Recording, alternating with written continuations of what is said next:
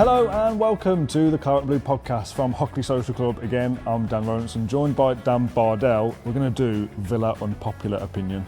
Would you like me to explain the format? No, I think I get it. I've had some very unpopular opinions on social media this season, so I'm familiar with unpopular opinions. I put out a Google form recently to say, what do you want to get off your chest? Send us something that you think is unpopular and we'll chat through them. Now, I've not vetted these before we start, and we've got 45 replies, which obviously we're not going to do all of them now.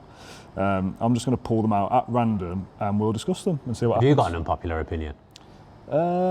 It's when, I don't know whether you get this as well, people, directly to the audience here, will say stuff and they'll go, oh, you've jinxed it.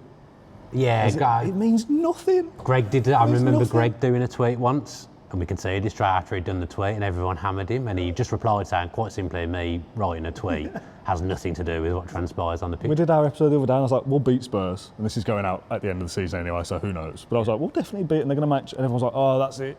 We're going to lose now because you've said that. Yeah. It's meaningless. The worst one I did was last season, preview for the Newcastle game, or just before the season started. I said something about Mings' durability and never gets injured, and then he got ruled out. Yeah, but he didn't get injured because of that. No, but that was so unlikely to happen after what I'd said. Yeah, but he did. It's just a coincidence, isn't it? Yeah. But yeah, I get what you mean. Unpopular opinion. These are anonymous unless they've left a name as well. LA is bloody boring. I think the problem is we've got so little variety in our chants. Being honest, most of our chants are kind of copied from another team. Most football chants are. We're never the ones that really start the chants, are we? The Coutinho one was good, and then obviously we've recycled it for Asensio. That's absolutely fine. We haven't got an array of brilliant songs. That would be, I don't want to say criticism of the fan base, but I think I do think that's a legitimate thing that we don't have lots of great chants. I think definitely for one, so it's like Watkins is one, where he's a record goal scorer now, and his chant is just low-level, basic kind of Sunday football. Mate, I went to Box Park. We went to Box Park before the semi-final, and James Chester came out singing the Nathan Baker song, where Chester's mentioned for a split second, and I was like, how did James Chester not have his own song? He was captain. Yeah. So I don't think we're great at chants generally. I don't think I fully agree with it, but I think I more agree with it than disagree with it. Yeah. Unpopular opinion. We need to move on from 1982 and all that. And all that. I don't know. What do you mean move on from it? I think probably the argument is we talk about it too much. All clubs talk about, if you've got one, every club talks about their history.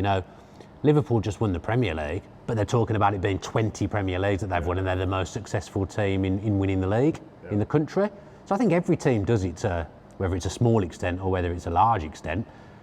We haven't done anything hugely of note since then. Yeah. But it's also, it's not like we're talking about winning like a League Cup. You're talking about winning the European Cup, and it's a big thing, and a small handful of English teams have actually done that. So it's a massive achievement. So I don't think you need to move on talking about it. I think it's an important part of the club's history. It's an important part of the club's identity that we want to get back to being that. I don't think we over-egg it at all. I think maybe when you're talking about it when you're languishing in the Championship, it's maybe different. Yeah, it's probably a time and a place. When you're in that competition again. We've been in the Champions League this season and you're talking about it. I think that's I suppose it depends legit. on what the context is, because I'll offer you a scenario here that if it's like, well, the trophy's in the tunnel, and when we talk about a statue, it's, so is it this person, is it this, do we dedicate something to this era? It's generic lion. That legacy print thing has got the European, it's kind of everywhere. But if we have to move on from it and all that, well, what do we have what's the alternative?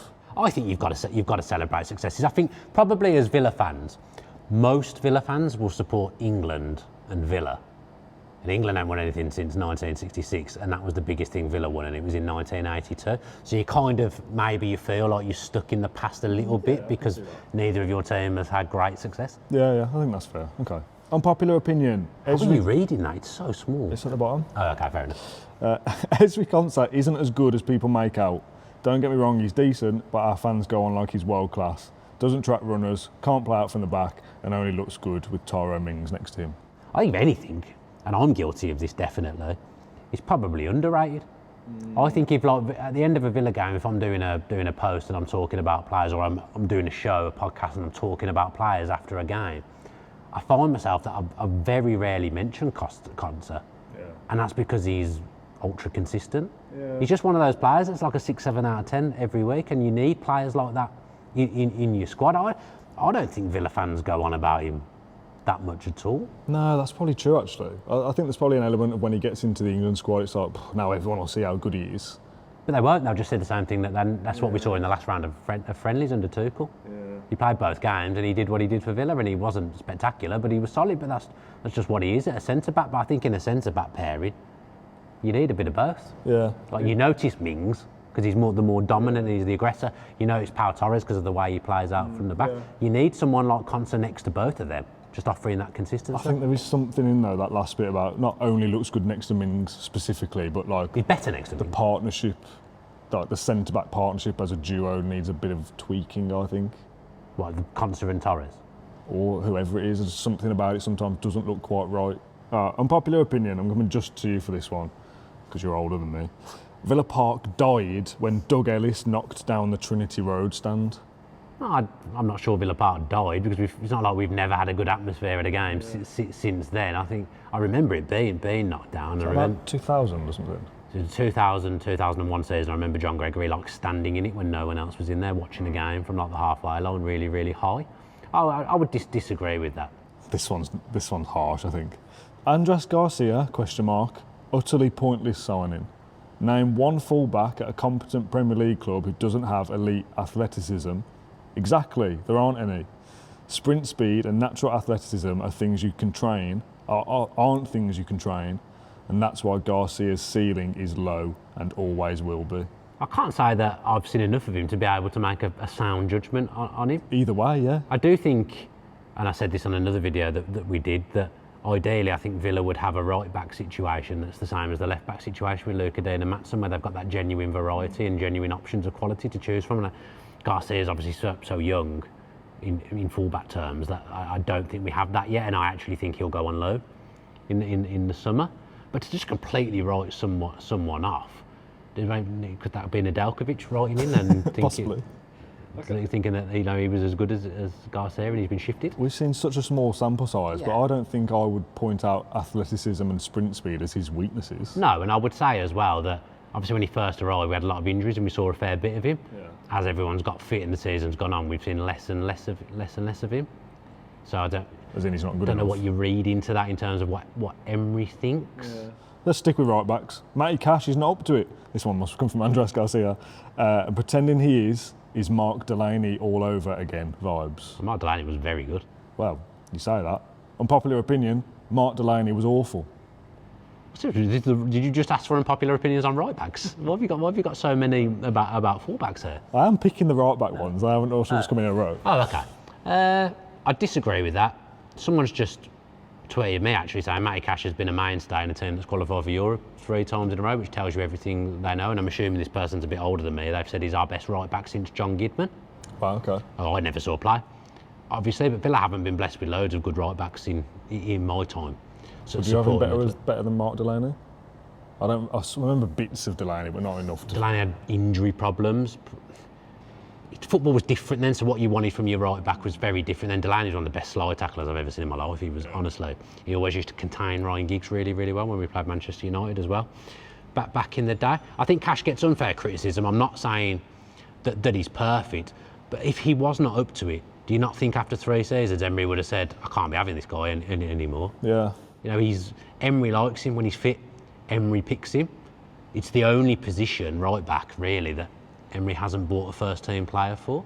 Yeah. So that should probably tell us that Emery thinks he's good enough. Unpopular opinion, I don't think Dean Smith would have lost like that to Palace at Wembley. Brackets, yes, still not over it. No, because let's be honest, I love Dean Smith, but Unai Emery is a better football manager than Dean Smith. Yeah. So if Unai Emery hasn't figured out a game plan to beat Crystal Palace on that day, then I'm doubting Dean Smith can, as much as I love Dean Smith and I feel bad criticising him. Do you reckon Steven Gerrard could have beat him? Definitely could have beat Palace. Unpopular opinion, Tommy Johnson was unlucky to be at the club at the same time as Dwight York. Watkins would still be chasing his goal target if he'd been the attacking focus. One of the very few things Brian Little got wrong. I mean, I've had conversations with Brian when we've done live stuff with him, haven't I, about he broke my heart when he sold Tommy Johnson, because I really, really liked Tommy Johnson. Tommy Johnson was almost like the 12th man. Yeah. So sometimes he'd come in and play with Savo and Dwight York, and sometimes he'd replace them if one of them wasn't available. And he was an excellent finisher. Still works in football now, Tommy Johnson. I think he was definitely at Blackburn scouting at one point.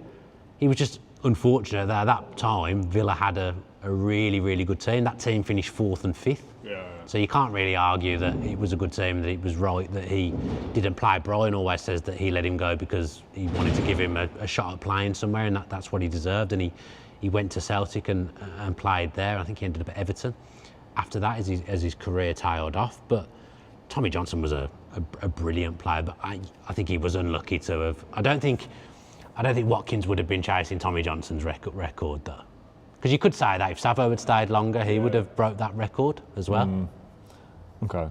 You mentioned adjust. I can't believe anyone genuinely believes this, unless there's reasons that I can't think of. Steven Gerrard was a really important manager for Aston Villa to have. Like, the only way I can see that making sense is that it led to Emery. Yeah, that's exactly what I was about to say. He was important in terms of a couple of our players that are playing now. Obviously, he got Kamara, them in. Yeah. At the time, if he wasn't there, I don't think Luca Dean comes, and I don't think Boubacar Kamara comes. Yeah. I think they were Kamara in particular. That was a kind of signing Villa hadn't really ever made, to pull in like a big European prospect on a free transfer, who lots of teams would have been interested in. Atletico Madrid, I think, were interested in him. So he was subdued by the Gerrard kind of name. Yeah, Gerrard, being the midfielder that he was, persuaded the midfielder Kamara to come in, and everything that's happened has led to Unai Emery being here and Villa being where they are now. But yeah, you could as much say, now doesn't happen without Christian Purslow, because he held on to Gerrard for so long because he liked him and he wanted him to stay. And he was the timing of it, of when Gerrard eventually did go. If that had happened earlier, Emery might not have come. So you can look at that in lots of different ways. Would Emery have replaced Smith? Forget the timing of he's only just gone wherever, but were Villa in a position then to kind of transform into an Emery side? Because we're underperforming under Gerrard. No. Whereas the players weren't good enough under Smith. Well, Emery obviously at the same time got quite far down the line with Newcastle, didn't he, and decided not to go because Villarreal were doing well in the Champions League, and they eventually got to the semi. And Newcastle at that time, just because they'd just been taken over in the financials, would have been a more attractive proposition than Villa, and he chose not to go there. So I don't think we could have got him then. Short one. The music and fireworks and all the other before games is terrible. I'd rather have the noise of the crowd, and I'll moan about the atmosphere. Yes, we're famous for the noise we generate in big games, European nights, etc., and our away fans are excellent. However, at a more run-of-the-mill home game, your Saturday 3 p.m. versus your Southamptons, we're pretty lame. Even the whole end only has pockets of people singing. Keep up the good work. Angus McGrumpyface. Thanks, Angus. Well, I think it's something that you level at loads of teams. Like Manchester United have really, really good away fans, but when you go to Old Trafford, it can be a bit soulless if it's not a big game. I've heard people say that Anfield's only good on a night game, on a European night, whereas the tourist aspect now is taken over there a little bit, and that's become a little bit soulless. Manchester City is Manchester City. And how many good home atmospheres are there when you go through them? Palace. Probably draw the line at Palace. They're by far the best for me. I'm not just saying that because of Wembley either. I've said that previously in work that I've done. Palace's home fans are the best in the league by an absolute mile. Dan Bardell is a media lovey. What does that mean? I think it means you're like, I don't know how to describe it, I don't know. Let me Google it. I kind of know what it means, but you obviously don't. You have to Google it. No, but I would. All right, my definition of a lovey would be like. I thought lovey was into theatre or something. He's a musical theatre lover. Yeah, so always in it. Do you know what I mean? It's your job. He's on Talksport. He's on Sky. He's on this. He's in it. Do you know what I mean? But if I'm not in it, then I'm obviously not doing very well. So that would be a problem if I wasn't a lovey then. Yeah, I think so. You looking it up? It's not a compliment though, is it? Probably not. No. like if you were talking about a club, I think you'd be like, oh, he's in bed with, is like a similar kind of thing. Right. Like you're immediate, like you'll stick up for the narrative, that kind of thing. I will bring up Villa and talk about Villa, and a lot of people say to me that it's good to have me there because when I'm talking about Villa, I know what I'm talking about and I know what's happening. So that's a good thing. I never just go along with anything. My whole point of my job, there's different roles within the media, isn't there? There's like journalists, presenters, and then like panelists. And most of the time for me, I'm doing a panelist where I'm supposed to be giving my opinion. Yeah. So if I agree with something, I agree with it, fair enough, but I'd never just sit there and go along with something. Yeah, I think that's fair. I mean, who's that? I need to know who it was. Oh, it's anonymous. If you want to come forward, please do. At Dan Bardell. I'll undoubtedly get a tweet from this person now. All right, one final one then to end this episode. We've got absolutely loads, and if you've enjoyed this, we can do a part 2 at some point, potentially get a different guest on. Unpopular opinion, Blues aren't really Villa's historic rivals. It's a modern media hype, media lovey, we'll be all over this, to suit circulation areas. We haven't even been in the same division for most of our history. Unfortunately, a lot of Villa supporters have been drawn into it and down to their level in tit for tat. Well, who would be our rival then? I think the historic rival is probably Albion. But we don't play them either. No. I've always... Proximity. So they're always going to be the biggest rivals because of the proximity of the ground, and we both hate each other, We share which is the fine. same city. Yeah, so they are our rival. I've always associated rivalry, and obviously I grew up in a different generation to maybe whoever sent this in. Maybe they're 16. It was Albion in the 70s or whatever when they were good as well. But that's kind of the point, isn't it? You're informed by previous. So if Villa Albion was the thing in the 60s and 70s, and you grew up during that time, you probably do think that is the one. For me, it was always Villa Blues, even though we weren't in the same division. Yeah, we never played. I mean, the first time I ever watched us play them was that Enkelman game. Mine would have been like the 2005-ish season, 2006. So it would have been that period till they were relegated, and then again in the Championship. But I would always put Blues top, then Albion, then Wolves. They all hate Villa more than anyone else because we've been the most successful club. Yeah. I'm not just saying that, but I'm not obviously the Villa pod anyway, so it doesn't matter. But there's an element of jealousy there, and we're going to be the most hated. So they all hate us, which sometimes, depending on what's going on, makes me hate them. So when we were in the Championship and we're playing Wolves and they were doing quite well and they hated us, that made me really dislike them and hate them. And obviously they beat us at Molineux every bloody season, so I hate them because of that. So there's an element of truth into what they're saying, but Blues will always be Villa's biggest rivals, whatever league they're in. That will always be the case because they're in the same city. You see them talking about us as well, like the ownership and all that kind of stuff.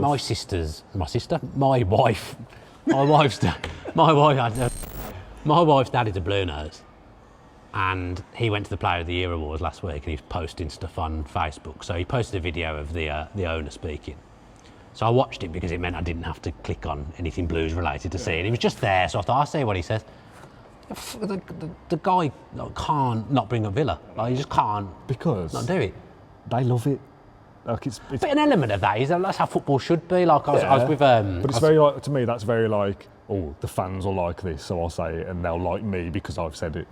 Yeah, I get that. But Villa's owners didn't feel the need to come in and say something instantly about Blues, but for them that you kind of feel like they have to do it. Yeah. I was with Tom Ross last week, and like it was obviously a Blue Nose. When I was younger, I had no idea he was a Blue Nose when I was listening to him on the radio. And some people of his generation, like, he'll make jokes and have banter about Blues and Villa, but it's not like the be all and end all. Like, he can still respect Villa and he wants Villa to do well because he's in the Midlands. And we're not all like that. And obviously that was his job to an extent. Like, his son supports Villa, and we said because he was working every weekend, his son's uncle used that opportunity when Tom wasn't there to take him to Villa Park, and kind of, as he described, brainwashed him into being into being a Villa fan. But there's still always that rivalry there. He was hosting his thing and other Villa fans are booing him, and it's a bit pantomime. Like, there's more important things going on in the world for us to want to kill each other, but there's a